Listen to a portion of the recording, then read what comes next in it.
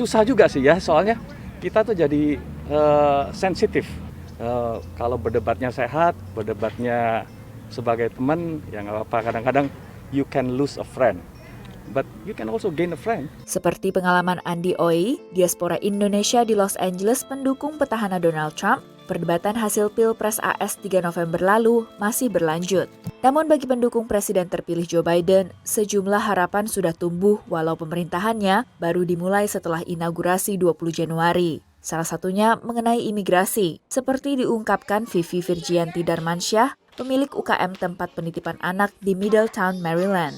Saya pinginnya pemerintahan baru ini lebih bersahabat ya dengan imigran.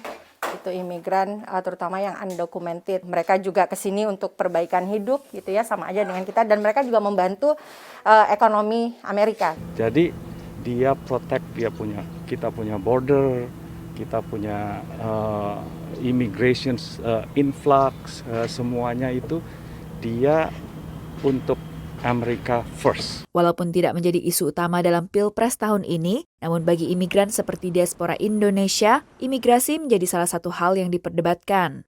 Ini dibenarkan Oscar Saki, Ketua Indonesian American Association atau IAA, organisasi nirlaba di Washington DC yang aktif memberikan advokasi terkait isu-isu imigrasi. Isu-isu yang utama bagi mereka adalah isu-isu yang memang berkaitan dengan isu sehari-hari, misalnya seperti imigrasi, pendidikan, kesehatan, hal-hal seperti itu gitu loh. Keterlibatan dalam Pilpres seperti ini dianggap penting oleh Oscar untuk ikut menyuarakan kepentingan imigran di negara baru mereka. Dan juga sangat penting untuk anggota diaspora Indonesia untuk aktif berpartisipasi dalam hal-hal yang tentu tidak berkaitan dengan misalnya pemilihan atau apa, kalau memang mereka tidak punya status, seperti mengisi survei gitu ya, sensus misalnya.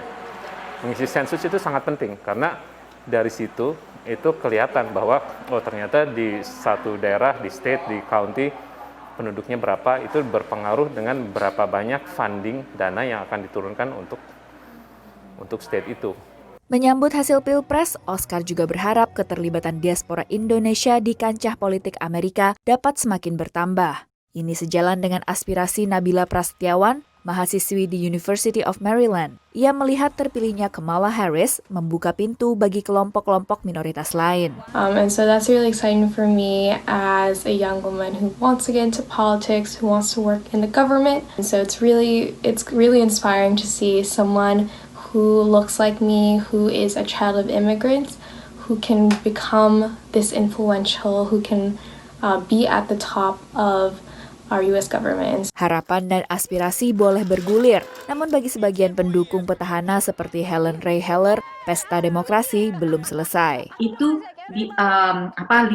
legal case ini harus selesai dulu. Countingnya harus semua ballot di count dulu, ditandatangan sertifikat votingnya, dan baru itu di-decide itu, baru dibilang siapa yang menjadi President of United States.